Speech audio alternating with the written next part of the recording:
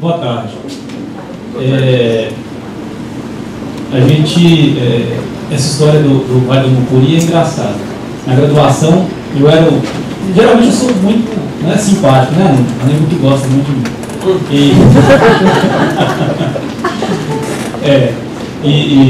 Além de ser bastante modesto. E aí eu vou só avisar para vocês que essa história da chuva toda aqui é em função do release, né? Porque prometiam debates acalorados aqui, aí veio chover para deixar a nível tranquilo, calmo, para a gente poder fazer. hoje eu estou tomando lugar dele. Bom, e com o microfone na mão. Eu sou nascido em Teoflotone, né, que é no Vale do Mucuri, e aí, pode passar para o primeiro slide. Alguém sabe onde é que é o Vale do Mucuri? Eu pus um mapa mesmo, eu não vou arriscar essa não. Nós estamos, esse pontinho, esse azul aqui, ó. Eu sou baixinho, né? Esse aqui, ó. Nós estamos ali, Espírito Santo e Bahia, né?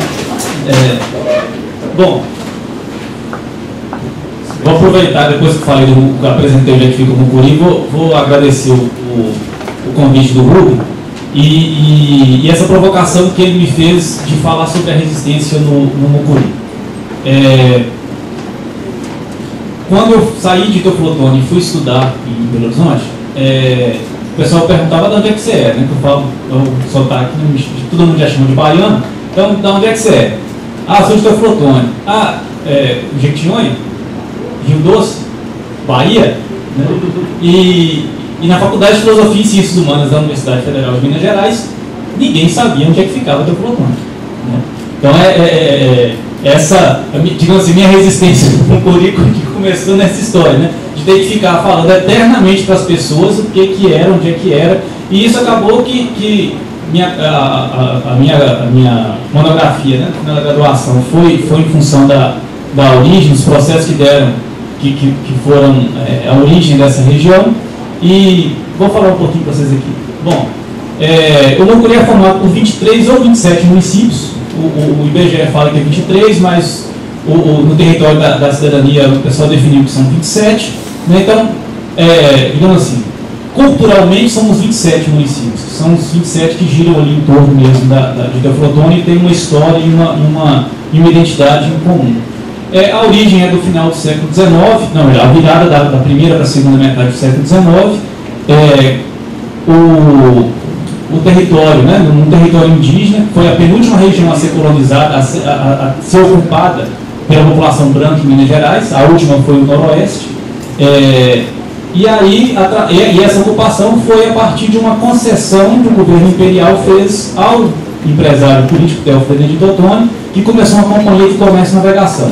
A ideia dele era fazer uma ligação do norte e nordeste do estado, bem mais próximo, que fosse economicamente mais viável para chegar na corte. Então, só para vocês terem uma ideia, dependendo da época do ano, você gastava 6 meses para sair de Minas Novas, no Vale do Jequitinhonha, e chegar no Rio de Janeiro. Com a estrada de Santa Clara, que foi a primeira construída no Brasil, e a navegação no Rio Mucuri, esse tempo de 6 cairia para 1 mês, de ida e volta, no máximo. Né? Então, pelo menos, e a partir disso surge essa região. Vamos poder passar. Como os Borum, né, que são mais conhecidos como Botocudos, que era o nome pejorativo que os portugueses deram, eles eram famosos por comer gente, né, e tudo lá comia gente, no segundo povo. Então os brasileiros não quiseram ir para lá, né? O teu produto para conseguir pôr em dia o seu plano, ele teve que contratar a Companhia Brasileira de Colonização e levou um monte de colônia europeu para lá, predominantemente germânicos. Aí foram um bocado também como que é? Foram alguns asiáticos, né, para trabalhar na construção da ferrovia, da companhia e depois da ferrovia, da estrada de ferro Bahia e Minas, que foi instituída na década de 60, e juntou com essa população indígena, ou pelo menos com o restante dessa população indígena lá. O início dessa ocupação com relação aos indígenas não é tão problemático, o Teoflotone faz um acordo com eles, mas a gente sabia muito bem onde é que isso ia dar, né? Basicamente o extermínio dos Borun, inclusive patrocinado pelo Estado brasileiro. Havia uma guerra declarada desde o Estado português e que perpassou todo o Estado imperial brasileiro de uma guerra contra os Botocudos. A função do Estado era exterminá-los. E praticamente conseguiu isso.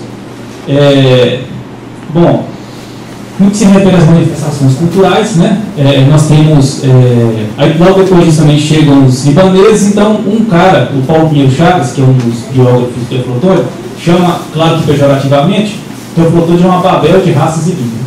E era mais ou menos isso mesmo. A cidade até hoje é assim. Você tem diversas origens, diversos lugares no mundo, e com a história da comercialização e beneficiamento de pedras preciosas, você tem esse fluxo de gente o tempo todo, de tudo quanto é lugar do mundo, e a gente é meio metido a cosmopolita lá, porque a gente, desde criança, vê tudo quanto é tipo de gente aparecendo na cidade, e para os que gostam, né, como a Aníbal, lá tem, na praça principal da cidade, tem uma família de preguiça, que sempre passa na televisão.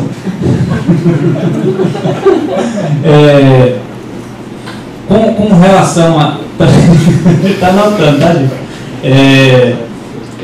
Uma outra parcela da população bastante importante são os negros, né, os afrodescendentes, que em boa medida chegam já na construção da ferrovia, depois da abolição da escravidão, porque o capital inglês que financiava o Teoflotone restringia a utilização de mão de obra escrava. Então, relativamente falando, havia uma incidência pequena de escravos na região, em relação a outros do estado de Minas Gerais. Mas eles chegam logo depois porque eles são a principal mão de obra da estrada de ferro, né, que já é construída a partir da a construção dela começa antes, mas logo depois ela chega em Teoflotone por volta de 1898, e aí a partir disso, predominantemente, a mão de obra dela é negra, né? Já ou alforriada ou já mão de obra livre. Bom, os alemães, né, são os grandes donos da cultura da cidade, né, eles acham, sei lá, você sempre tem esse discurso, né, da colônia alemã e tal, que eles já são estabelecidos. Os libaneses também têm sua parcela organizada, eles têm um clube libanês, então eles têm as suas tradições razoavelmente preservadas. Os asiáticos que eu falei desapareceram, sobrou uma família só, que também já não tem mais traço. Com relação aos indígenas, os machacais sobreviveram, que eles não faziam parte dos Borun, né, são um outro povo indígena. Recentemente eles conseguiram aumentar a sua população, mas eles têm diversos problemas com relação à sua identidade. E uma das características que ainda os faz sobreviver é que, predominantemente, as mulheres não falam português. Então, dos grandes traços, que é a língua, fica viva principalmente em função dessa interdição das mulheres e o papel delas na organização das comunidades. Então, são 5 aldeias hoje na região. E aí, com relação aos Borun, em 2007 apareceu uma nova tribo, que tinha se dado como extinta, e aí o pessoal da Universidade Federal de Minas Gerais, da UFMG, com os CEDEFs, meu Centro de Documentação Aloy Ferreira, fizeram uma pesquisa e descobriram uma comunidade rural na cidade de Campanário, que tinha essa proximidade, e aí em 2012 eles se reconheceram como indígenas de novo. E estão se organizando agora com isso. Bom, o que mais? Com relação a essa história da cultura popular, né, a gente tem uma coisa que não é característica de lá, que não existem duas regiões do estado, é a história do reinado, do congado. Já o reizado, a folia de reis, isso era bastante comum, hoje nem tanto, mas é uma das principais manifestações da cultura popular. O pessoal da cultura quilombola vem se organizando, né, a partir de 2010, algumas comunidades começaram já a receber a titulação, né, a declaração a autodeclaração da Fundação Palmares, e eles vêm se organizando cada vez mais. Tem uma grande festa na cidade de Ouro Verde. O ano passado fizemos parte de uma festa no Festival da Cultura Quilombola, que aconteceu no município de Teoflotone, na comunidade de Pereira da Viola, que é lá em São Julião. E nós temos na região algumas coisas interessantes, né? Então, o teatro lá, nos últimos 10 anos, ganhou uma expressão muito, muito boa. tem alguns grupos, né, tem vários grupos de Teoflotone, alguns importantes para a região, e aí alguns festivais, e aí esse cenário vem se articulando de uma nova forma nos últimos 10 anos.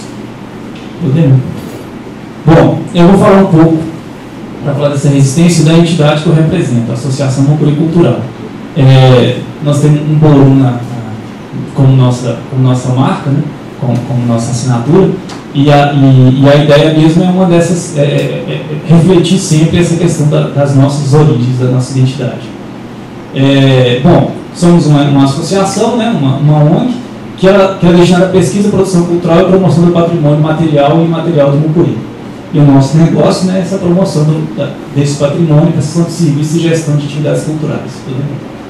Nós, né, fundamos em 2007, assim que eu voltei para o Teoflotone, nós começamos a discutir sobre, eu e um grupo de amigos começamos a discutir sobre essa questão da cultura, da necessidade de a gente começar a discutir, da necessidade de a gente começar a fazer alguma coisa, porque algumas ações aconteciam, né, mas muito desorganizadas, muito desarticuladas, e a gente não podia falar nem que havia um setor cultural no Teoflotone, havia artistas que faziam algumas coisas, cada um nos seus respectivos lugares. Então isso aí a gente nos incomodou e fez com que a gente fundasse essa entidade. Em 2009 nós começamos a trabalhar mais especificamente com produção cultural, e daí a gente já fez um monte de coisa. A nossa missão, né, é fomentar a economia criativa local e regional através da pesquisa, articulação, profissionalização e formação de público para o setor cultural. E a gente pretende se tornar referência na produção cultural em Minas Gerais até 2018. Bom, alguns nossos projetos e ações, isso aí é o que a gente já vem fazendo nos últimos anos. A gente tem um site, um blog, né, a gente compartilha informações, alguma coisa da agenda e a dinâmica cultural da região. A revista, que eu vou falar dela daqui a pouco, foi um dos primeiros projetos nossos, que ainda continua. Nós temos uma rádio web que funciona junto com o blog e o site. A ideia é a gente priorizar os artistas da região. Então a gente vem, esse é um projeto que a gente tem um cuidado com ele, mas ele foi um dos que não avançou muito ainda, a gente vem pelejando com ele ainda. E tem uma ação de cineclube, e funciona basicamente, a gente leva programações, né, itinerantes de outros festivais, principalmente o Festival Internacional de Curso de Belo Horizonte e o MUMIA, que é o Mostra Mundial de Curso de Animação, que é o segundo festival hoje no Brasil de animação que acontece em Belo Horizonte, e deve acontecer em Teoflotone agora a mostra logo no mês de março.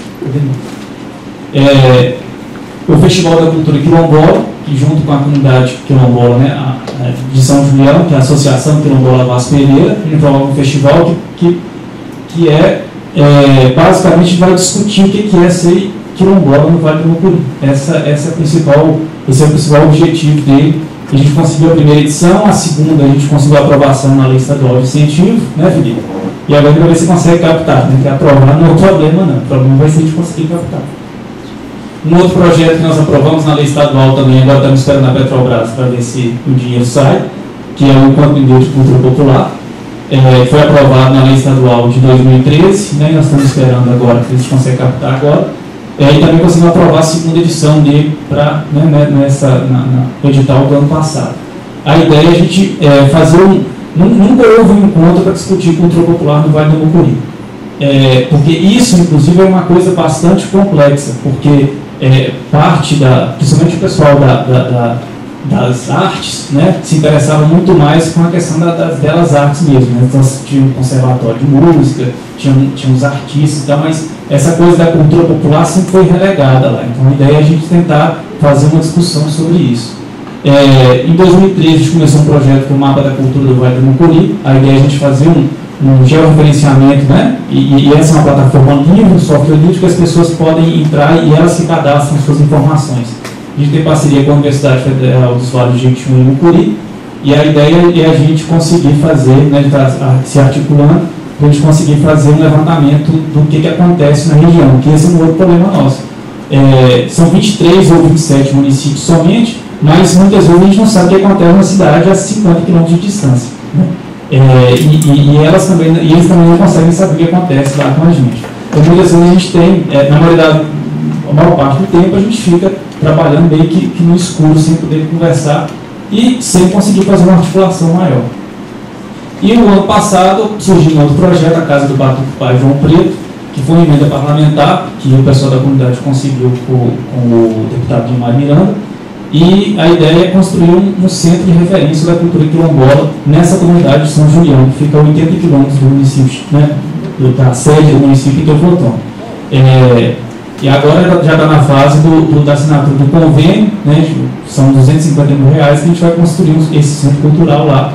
E a ideia é trabalhar em parceria com essa entidade, a Associação Quilombola Paz Pereira, com o Instituto Vale Mais, também, que é um dos parceiros nossos, que é o Instituto Vale de Jequitinhonha, e podemos passar.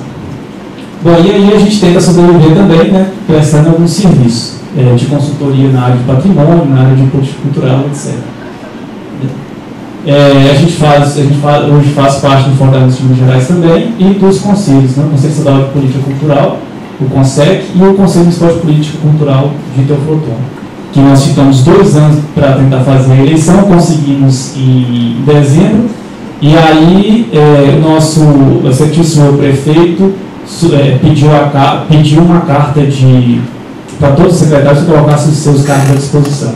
Então, nós estamos sem secretário há quase 2 meses, e essa coisa a gente não sabe exatamente o que vai acontecer.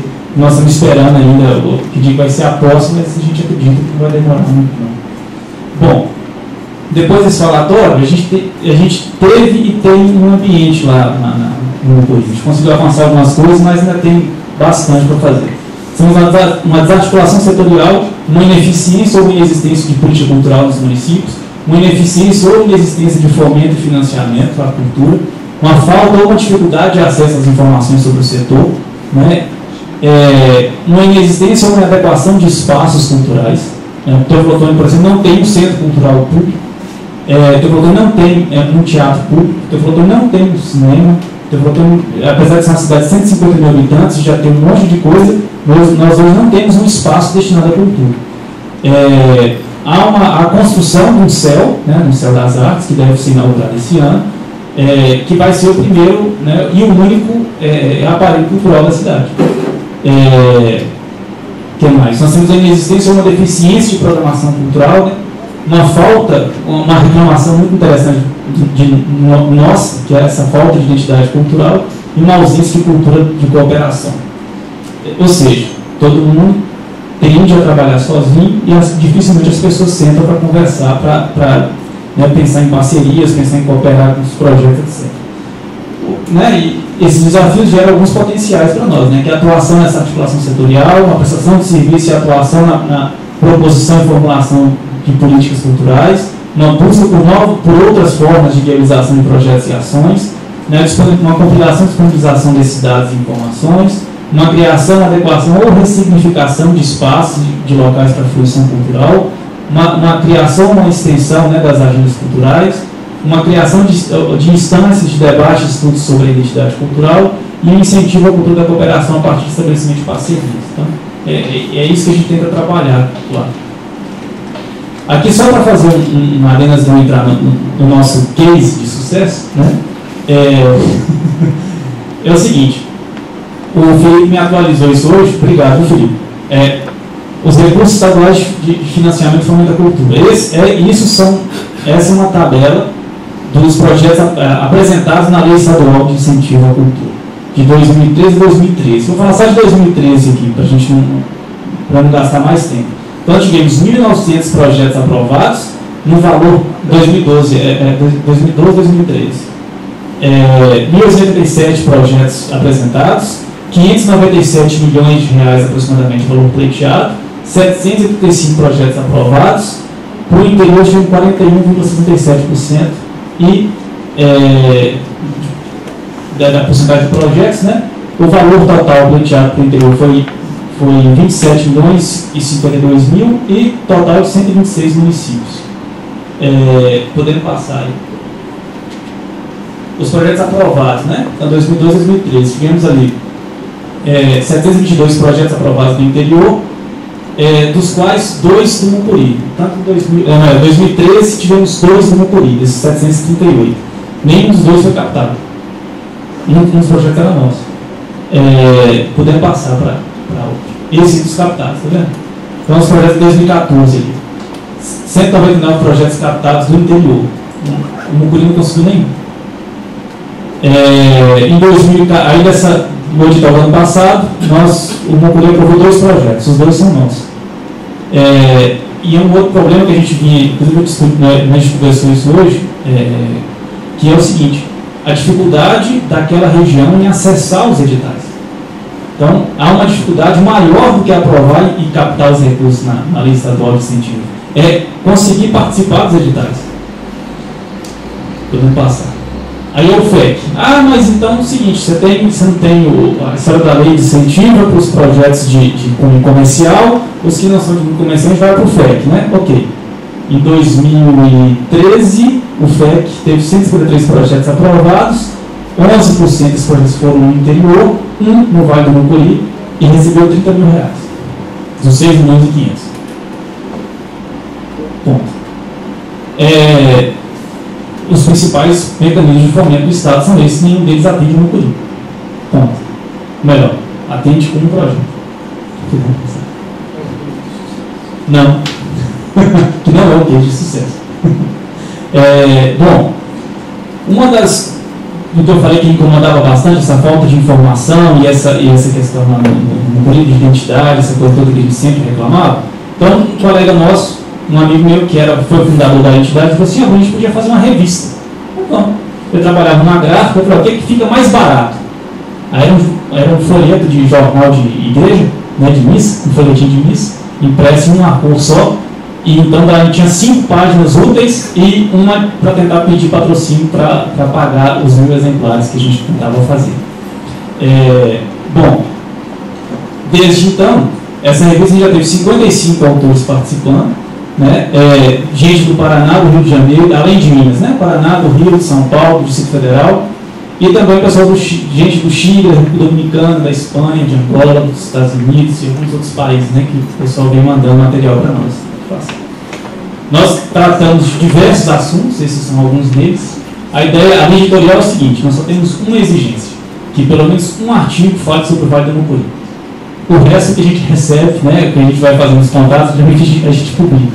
E aí, Israel do Vale tem uns 3 anos que nós estamos pedindo um texto, acho que um dia ele consegue mandar, e você vai pôr isso no seu currículo.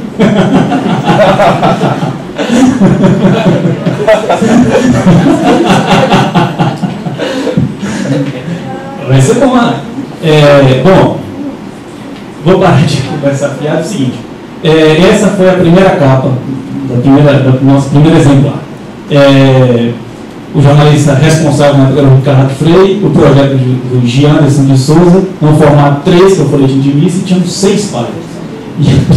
E o primeiro artigo que eu escrevi fazendo uma pergunta, né? Mas por quê?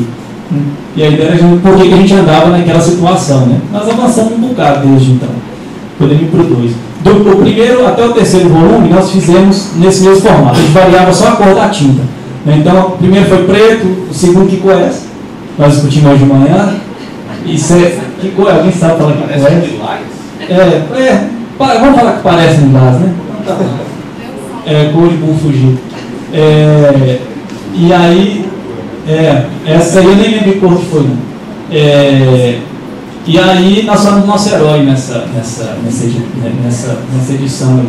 E essa foi a última nesse formato. Aí nós conseguimos um pouquinho de dinheiro, diminuímos. Vimos que 500, né, a gente tinha 1000 exemplares. Aí, para não dar problema, né, a gente falava o seguinte para o pessoal: olha, você vai receber isso aqui, mas cuidado com o uso dessa revista, porque essa tinta é tóxica. Tá? Então não é qualquer coisa que você pode fazer com esse papel. Então já dava esse aviso, né, que era para o sujeito não desperdiçar o papel. Então a gente fez esses exemplares e depois, mesmo o miolo dessas capas já mais bonitinhas e tal, a gente continuava fazendo com esse papel e a gente volta na outra. Então a gente tinha 6 páginas e da próxima, aí pode ir, nós já fomos para 14, aí já tinha mais assunto, né, já tinha mais espaço para poder falar das coisas. Mas aí a gente tinha só 500 exemplares, porque nós fomos fazer lá as contas, não dá para a gente passar disso não. Porque senão a quantidade, a gente ia ficar igual a revista Veja, né? Ter só anúncio e quase não ter mais assunto. É por aí. A gente sofreu também viu, Israel, esse negócio da crise né, das editoras e tal, porque ou a gente pedia dinheiro ou escrevia alguma coisa. A segunda já teve 18 páginas, aí nós mudamos também de jornalista responsável.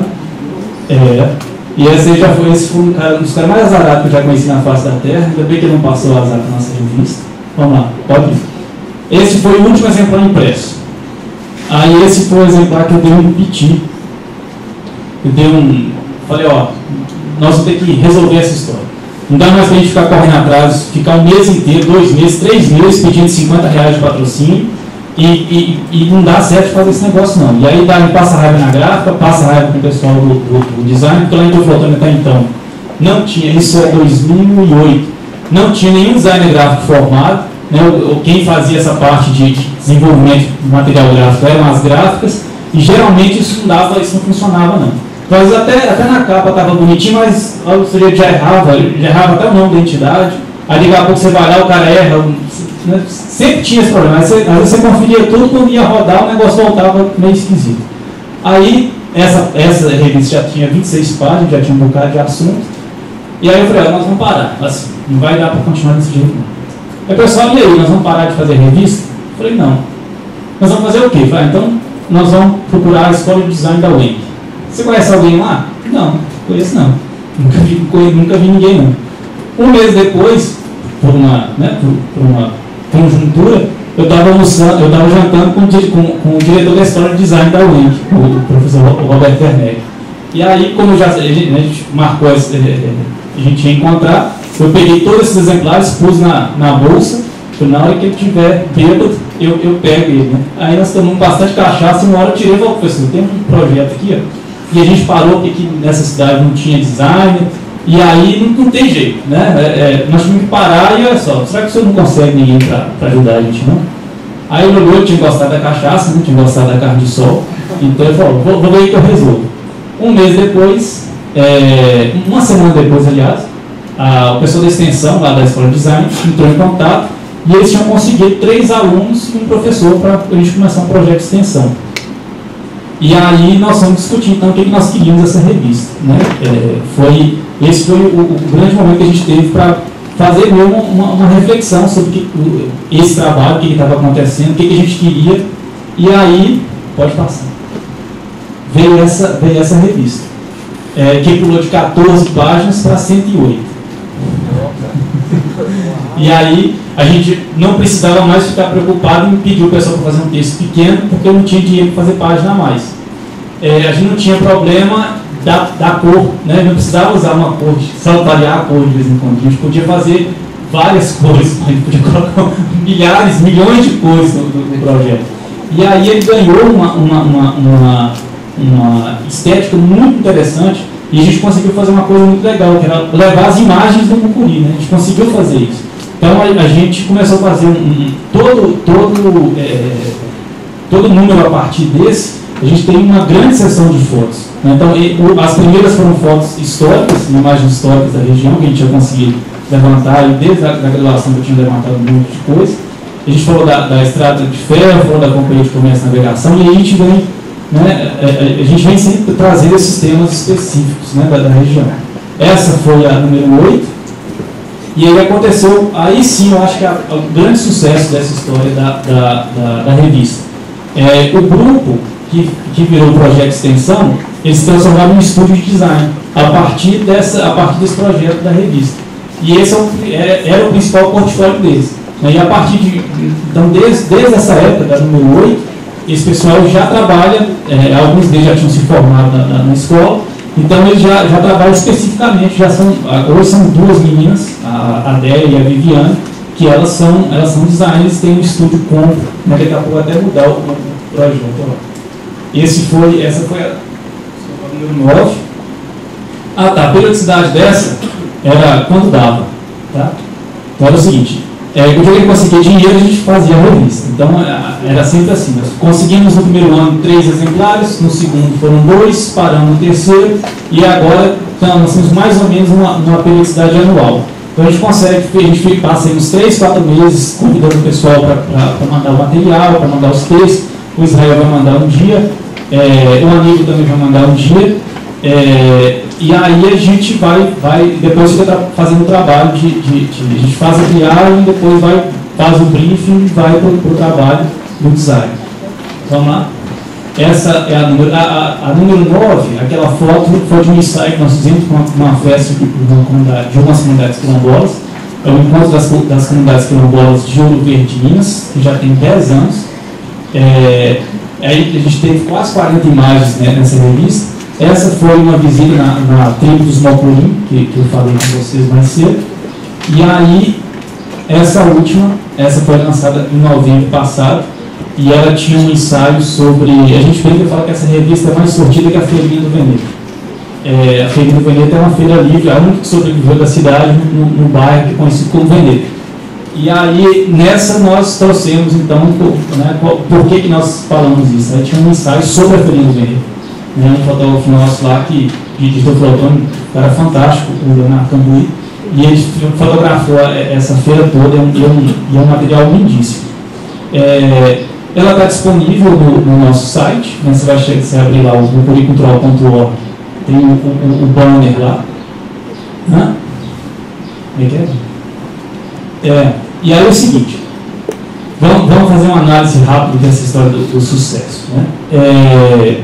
Do ponto de vista da existência do projeto, nós estamos conseguindo. Agora, a gente passava antes bastante raiva para conseguir levantar, e bastante esforço para conseguir levantar alguns reais para fazer a impressão. Que esse é o maior trabalho que a gente tinha. Né? A gente gastava mais energia tentando buscar dinheiro para poder fazer o negócio do que necessariamente para conseguir fazer a revista. Agora a gente não se preocupa mais com dinheiro, porque a gente não tem mesmo, não mexer com dinheiro. Então é o seguinte, ó, virei para as meninas e falei assim, ó, eu vou fazer meu trabalho de editor de graça, porque ou a gente faz isso ou não tem revista. Aí vocês topam fazer isso? Não, nós topamos fazer de graça. Aí o pessoal que contribui de graça. Então aí a gente consegue fazer isso. Demora um ano, mas a gente consegue fazer, no final de cada ano, a gente consegue lançar a revista. Aí tem uma série de questões para levantar. Mostrei agora a história das leis de incentivo. Então a gente até pensa em colocar isso aí na lei de incentivo, mas olha só, vamos imprimir uma revista desse tamanho, hoje, com 150 páginas, vamos colocar essa revista. Como é que nós vamos distribuir essa revista? Para quem nós vamos distribuir essa revista? Nós vamos vender? Nós não vamos vender? Como é que nós vamos fazer isso? E mais uma pergunta anterior, qual é a empresa, no caso da lei de incentivo, que quer patrocinar um projeto desse? Na nossa região nós não temos grandes empresas que até agora toparam fazer isso. Nós não temos nem grandes empresas, né? Então, a gente, para quem não sabe, a região do Vale do Mucuri é a segunda mais pobre do estado e é que tem a cidade com o menor IDH do estado, que é Setúbal. Então, daí dá para vocês imaginarem qual é a nossa realidade. E aí, a gente consegue fazer a revista. Esse é o principal projeto nosso, é o projeto mais bem acabado, mais bonito, que a gente recebe elogio de toda a que a gente apresenta. Todo mundo que vê a revista fica né? Nossa, que massa, então, principalmente quando os caras pensam onde é que a gente está para fazer uma revista dessa. Né? Os caras acham que a gente também, né? Só porque tem cara de besta, a gente é tão besta assim.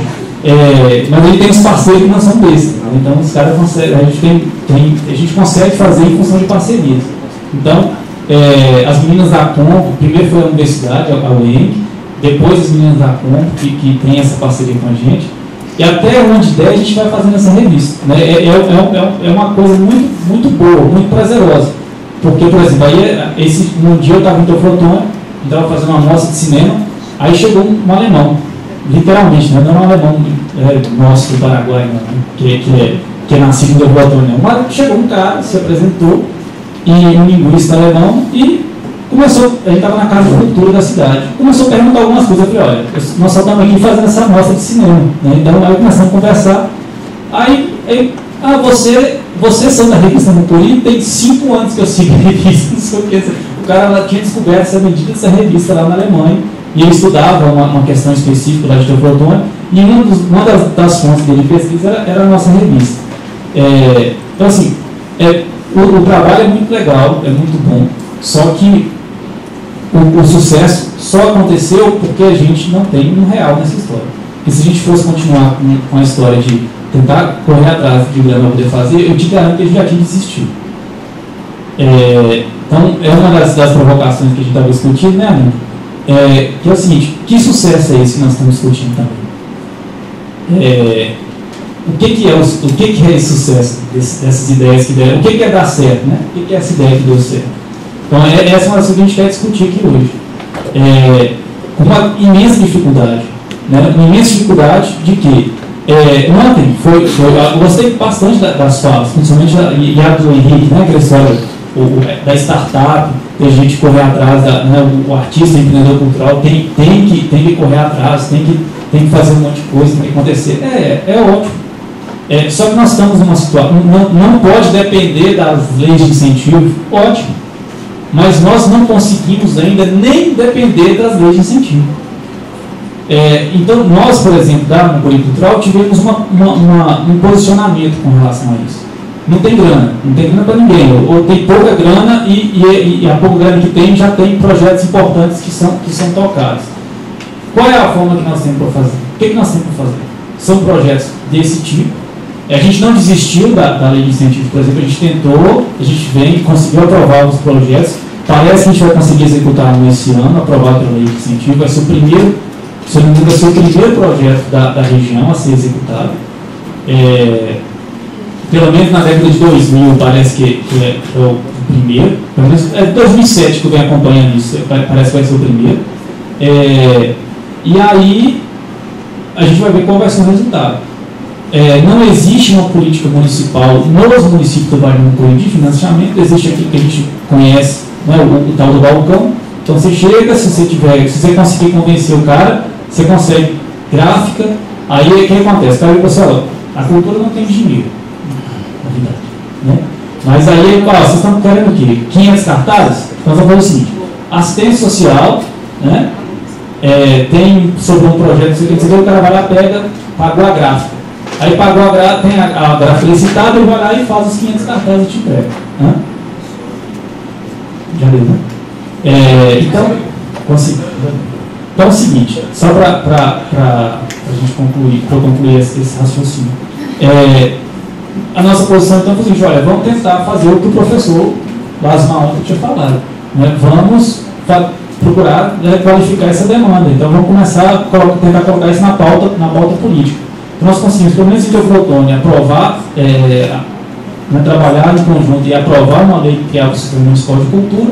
Finalmente conseguimos fazer a eleição do conselho e a gente vem trabalhando para poder conscientizar os grupos, né, os artistas, as outras entidades culturais que existem na cidade e na região, da importância da gente trabalhar na formação dos sistemas municipais de cultura, na formulação de políticas municipais para a cultura, né? Porque essa é a única forma que nós, naquela ponta de lá, temos condição de sobreviver. Para depois, um dia, a gente poder depender das leis de incentivo dos mecanismos do Estado, que até agora não nos atendem, tomara que algum consiga desatender em algum momento, para a partir daí a gente pensar em outras coisas. Né? Então, a gente consegue sobreviver no Mocorim, a gente consegue resistir no Mocorim. Né? Com os trancos e barrancos, a gente consegue fazer as coisas. Então, o pessoal consegue fazer o festival de teatro, o pessoal do Sena, a gente consegue fazer essa revista, outras pessoas conseguem fazer outras coisas, mas nós temos muito trabalho para fazer. E essa é uma excelente oportunidade para a gente falar sobre isso, né? E eu também poder escutar um bocado de vocês e a gente poder discutir o que se pode fazer nesses nossos grotões. Obrigado.